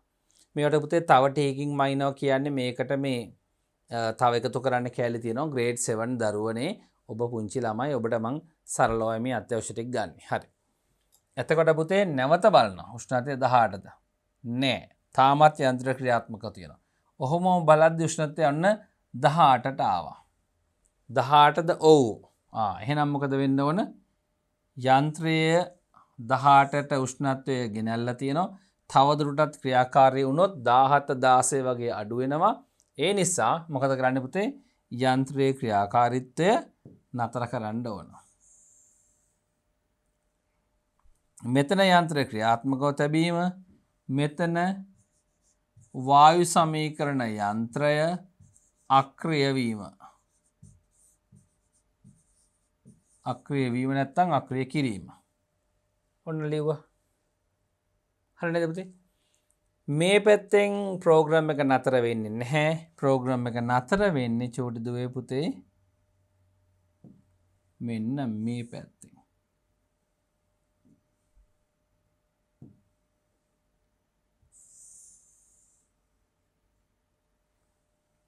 හරි නේද? මේ පැත්තෙන් තමයි ප්‍රෝග්‍රෑම් එක නතර වෙන්නේ. මම මෙතන ලියනවා අවසානය කියලා.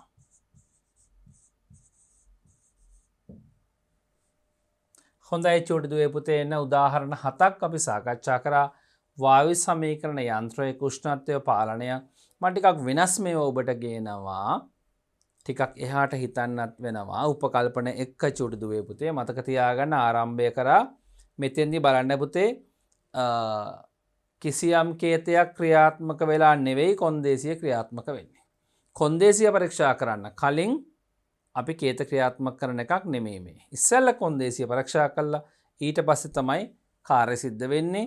මේක නැවත නැවත සිද්ධ වෙලා 18 සම්පූර්ණ වෙච්ච ගමන් සෙල්සියස් අංශක ප්‍රමාණය යන්ත්‍රය ස්වයංක්‍රීය අක්‍රිය වෙලා මේ ප්‍රෝග්‍රෑම් එක නතර වෙනවා. පැහැදිලි නේ පුතේ? ඔව්. AC මැෂින් එක සම්බන්ධයෙන් ගත්තොත් මේක දිග එකක්. හරිද පුතේ? අපි මේ කොටසක් වෙනම ඔබට තේරෙන්න ගත්තේ. හරි චූටි දුවේ පුතේ අපි යමු පුතේ ඊළඟ උදාහරණයට. උදාහරණ 8 බලන්න පුතේ පන්තියක සිසුන්ගෙන් ප්‍රශ්නයකට නිවැරදි පිළිතුර ලබා ගැනීම. අපි මේක කරමු. මෙතන තිබෙන්නේ පුතේ මෙන්න මෙහෙම සිද්ධියක් මම ඔබට කියන්නම් එක. හිතන්න පන්තියක ළමයි 30ක් 40ක් ඉන්නවනේ. ඔව්. 30 ඉඳලා 40 දක්වා ළමයි ඉන්න පන්ති කාමරයක. චූටි දුවේ පුතේ මේ ප්‍රශ්නය අහන සිද්ධිය මෙහෙමයි ගුරුවරයෙක් හෝ වැඩිහිටි අයියා කෙනෙක් ඇවිල්ලා යම් ප්‍රශ්නයක් අහනවා. අපි හිතමු ගුරුවරයෙක් කියලා. පොදුවේ ළමයින්ගෙන් ප්‍රශ්නයක් අහනවා. එක ළමයෙක්ගෙන් අහනවා. එයාට පිළිතුර බැරි වුණොත් ඊළඟ කෙනාගෙන් අහනවා. එයාට බැරි වුණොත් ඊළඟ කෙනාගෙන්. මේ විදිහට නිවැරදි පිළිතුර කියනකම් අහනවා. නිවැරදි පිළිතුර කිව්ව ගමන් මේ ප්‍රශ්න අහන එක ඉවරයි. එක ප්‍රශ්නයයි අහන්නේ. ඒක ඔළුවේ තියාගෙන එක ප්‍රශ්නයක් අහනවා. ඒකට නිවැරදි පිළිතුර ආවම මේ සිද්ධිය ඉවරයි. නිවැරදි පිළිතුර එනකම් නැවත නැවත මේක ක්‍රියාත්මක වෙනවා. පුනර්කරණය ඔබට තේරෙන්නයි මම මේ උදාහරණෙත් ගත්තේ. බලන්න පුතේ පන්තියක සිසුන්ගෙන් ප්‍රශ්නයට නිවැරදි පිළිතුර ලබා ගන්න. එහෙනම් මේ ප්‍රෝග්‍රෑම් එක රන් වෙන්න ඕන ආරම්භයක් අවශ්‍යයි. මම මෙතන ලියනවා පුතේ ආරම්භය කියලා. පහළට ගැලීමක් තියනවා දුවේ පුතේ. හරි ඊට පස්සේ මොකක්ද අපට අවශ්‍ය වෙන්නේ? ප්‍රශ්නය අහන්න ඕන නේද? හරි. සිද්ධියක් කාර්යයක් තියෙන්නේ. එහෙනම් මම මේ ඍජු කෝණ ආශ්‍රය ගන්නවා. ප්‍රශ්නය ඇසීම.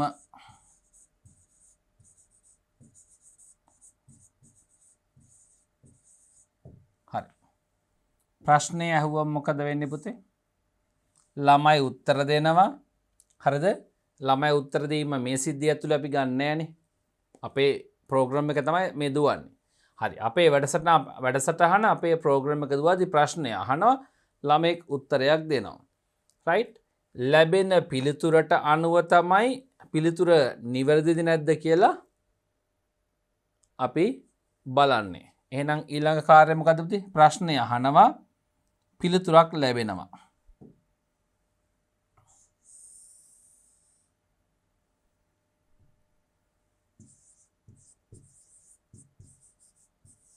පිළිතුර ලබා ගැනීම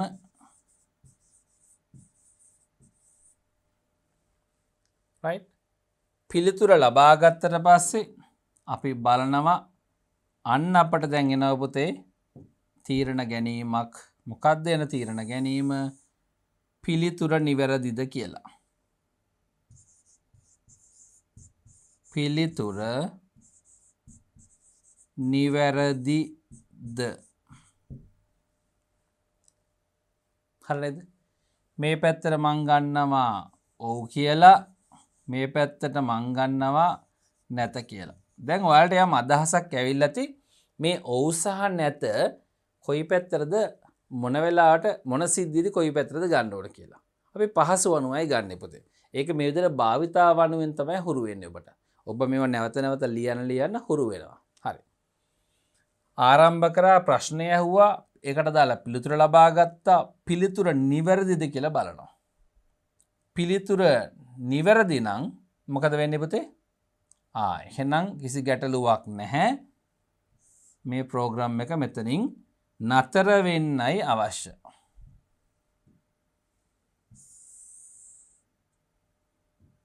ඔව් අවසානය සිද්ධ වෙනවා. නැත්තම් නිමාව. හරිනේ පුතේ? පිළිතුර නිවැරදි නැත්නම් මොකද වෙන්නේ?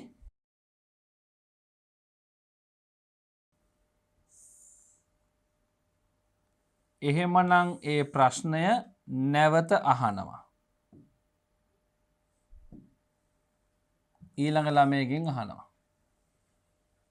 ඔබට ඕනනම් ප්‍රශ්නය ඇසීම කියන තැනට ගන්න පුළුවන්, පිළිතුර ලබා ගැනීම කියන තැනට ගන්න පුළුවන්. මොකද පොදුවේ ප්‍රශ්නය අහුවම පන්ති 40ට මේක සැරේ ඇහෙනවා. ඔයාගේ උත්තරය කියන්න. ඔයාගේ උත්තරය කියන්නේ කියලා පිළිතුර ලබා ගන්න වෙන්න පුළුවන්. අපේ මේ චුටි 7 පන්තියේ දූල පුතාලට පුළුවන් මේ ඊතලය ප්‍රශ්නය ඇසීම කියන කොටුවට අරගෙන නැත්නම් පිළිතුර ලබා ගැනීම කියන කොටුවට මේ කැමති එකට අරගන්න. කිසි ගැටලුවක් නැහැ. මෙතෙන්ට ගත්තොත් හැමෝගෙම නැවත නැවත ප්‍රශ්නය අහනවා. එහෙම හිතන්නකො පොඩ්ඩක්. හරි පුතේ. ප්‍රශ්නය නැවතත් ඇහුවා, පිළිතුර නැවතත් ලබා ගත්තා. පිළිතුර නිවැරදිද නැත ආයෙත් අහනවා. මෙන්න මෙහෙම ගිහිල්ලා යම් කිසි අවස්ථාවක නිවැරදි පිළිතුර ආව ගමන් ප්‍රෝග්‍රෑම් එක නතර වෙනවා.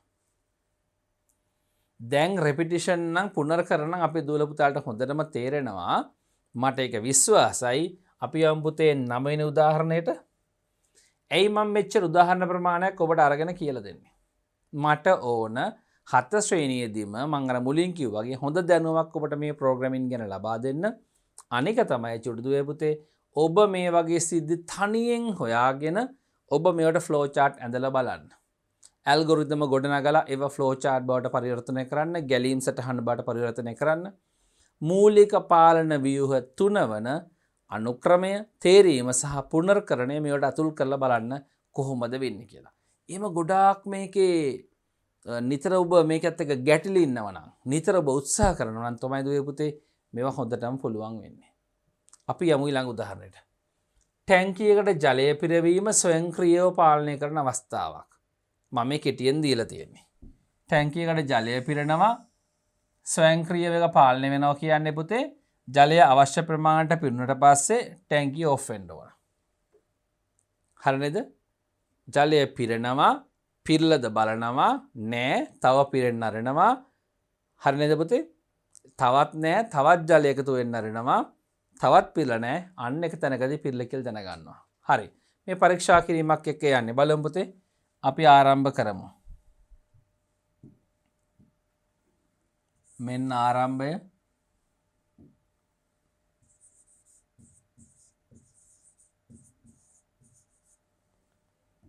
අපි යනවා ඊළඟ පියවරට. ටැංකියකට ජලය පුරවන්නයි යන්නේ. හරිද? ටැංකියට මොකක්ද දෙන්නේ පුතේ?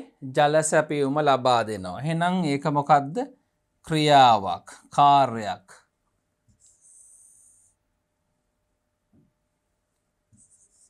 ජලය සැපයීම. කෙටියෙන් ලියමු. ජල සැපයීම ලබා දීම කියන එක කෙටියෙන් දානවා. ජලය සැපීම. ජලය සපයලා ටිකකින් බලනව පුතේ මොකක්ද බලන්නේ?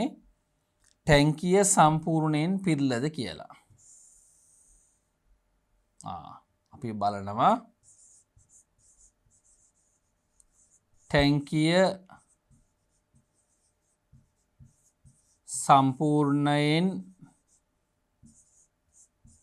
පිරී ඇතිද?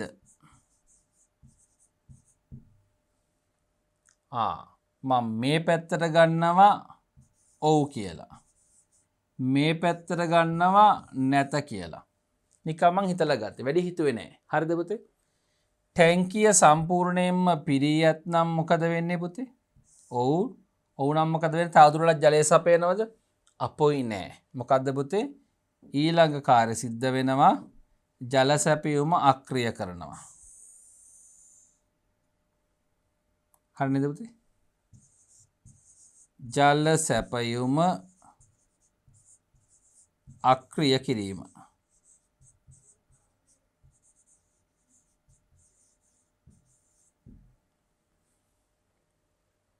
හරිනේ? ඊළඟ කාර්ය ක්‍රියාව. ටැංකිය සම්පූර්ණයෙන් පිරලා නැත්නම් මොකද වෙන්නේ පුතේ? ඔබ දන්නවා මොකක්ද? දිගටම ජල සැපයුම ලබා දෙන්න ඕන. ආරම්භ කරා ටැංකියට ජලය සපයනවා. මේ ස්වයංක්‍රීය පාලකය මගින් බලනවා ටැංකිය සම්පූර්ණයෙන් පිරලද කියලා. නැහැ, නැවතත් ජලය සපයනවා.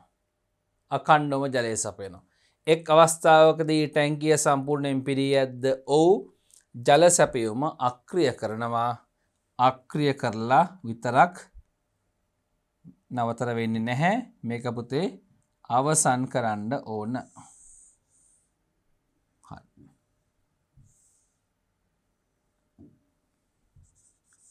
අවසානය එහෙම නැත්තම් නිමාව. ඔන්න පුතේ 9 වෙනි උදාහරණෙත් අපි ඉක්මනටම ලිව්වා. නම් දැන් ඔබත් එක්ක ටිකක් ඉක්මනට වැඩේ කරනවා. දැන් ඔබට හුරුයි. මේ 4 ශ්‍රේණිය මගේ චුටි දුවල පුතාලට හොඳටම හුරුයි දැන් කොහොමද ෆ්ලෝ chart ගොඩනගන්නේ කියලා. හරි. අපි යමු පුතේ අපේ අවසාන උදාහරණයට.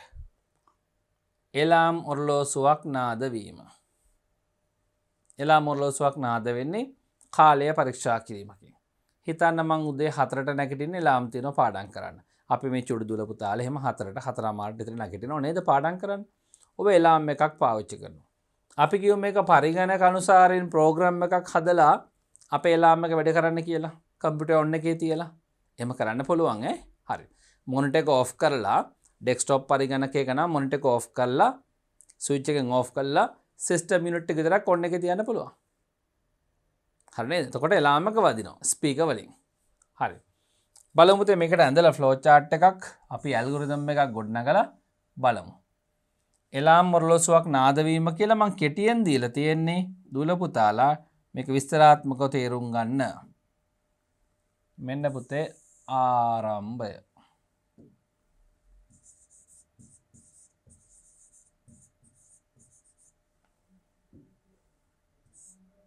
හරි. මුලින් මොකද්ද වෙන්නේ පුතේ එලාම් ඔරලෝසුවක් නාද වෙන්න නම් කාලය පරීක්ෂා කරන්න ඕන. සෙට් කරපු ටයිම් එකටම ඇවිල්ලාද කියලා. ටයිම් චෙකින් එකක් කරනවා. කාලය පරීක්ෂා කරනවා. ඊට පස්සේ තීරණ ගැනීමක් එනවා. පරීක්ෂා කළ කාලය හරිද? දුන් කාලයමද දැන් උදා වෙලා තියෙන්නේ කියලා. එහෙමනම් මොකද පුතේ? එලාම් එක නාද කරන්න ඕන. එහෙම නැත්නම් නැවත පරීක්ෂා කරන්න ඕන. ඕක නෙවෙන්නේ. හරි. අපි ගමු පුතේ. අපි යනවා ක්‍රියාවකට.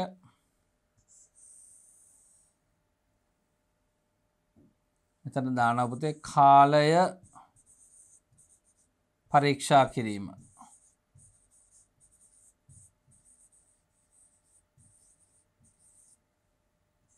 හරි. කාලය පරීක්ෂා කරනවා.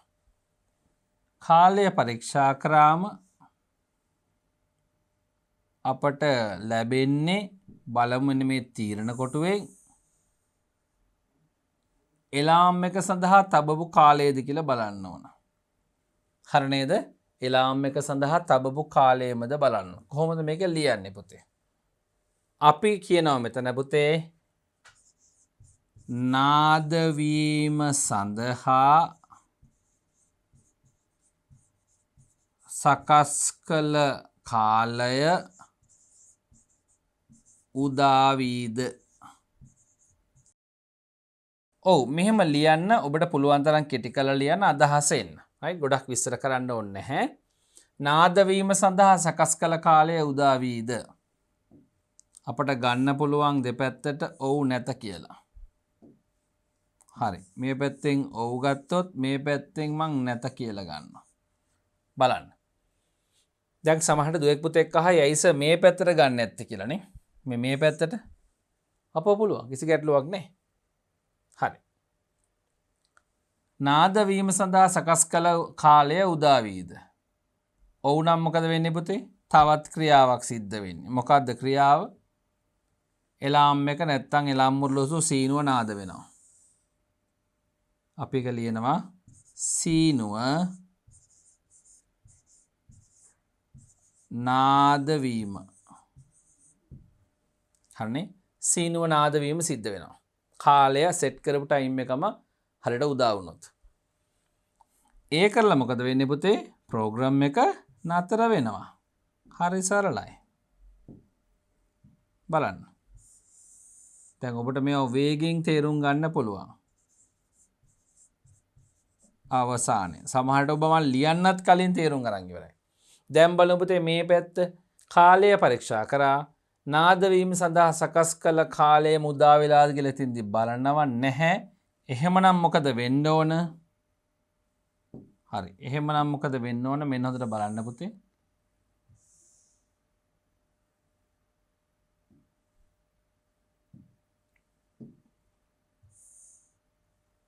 කාලය නැවත පරීක්ෂා කරලා බලන්න ඕන. කාලය පරීක්ෂා කරලා බැලුවා නාද වීම සඳහා සකස් කළ කාලය උදා වෙලා නැහැ. එහෙනම් නැවත පරීක්ෂා කර ඉන්නවා. මෙන්න පුතේ රෙපිටිෂන් එක සිද්ධ වෙනවා. පැහැදිලි නේද?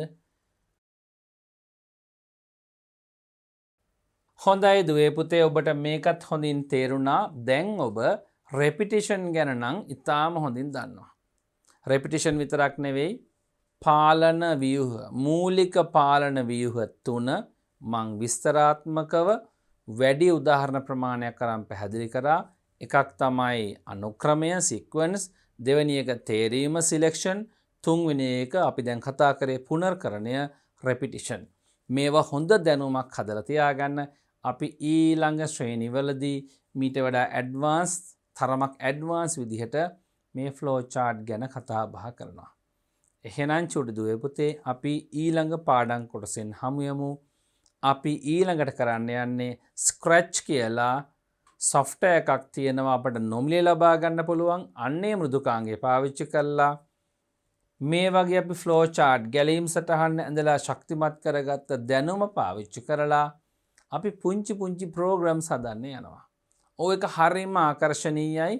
අලුත් අත්දැකීමක් වේවි. ඔබ පරිගණකයේ මේ ස්ක්‍රැච් software එක වැඩ කරන්න පටන් ගන්න. software එක download කරගෙන ලැහැස්ති වෙන්න. ඔබට මම download කරන තැනත් ඊළඟ පාඩමේදී කියනවා. අපි ඊළඟ පාඩමේ ස්ක්‍රැච් පාඩමත් එක්ක ඒ කොටසත් එක්ක එකතු වෙමු.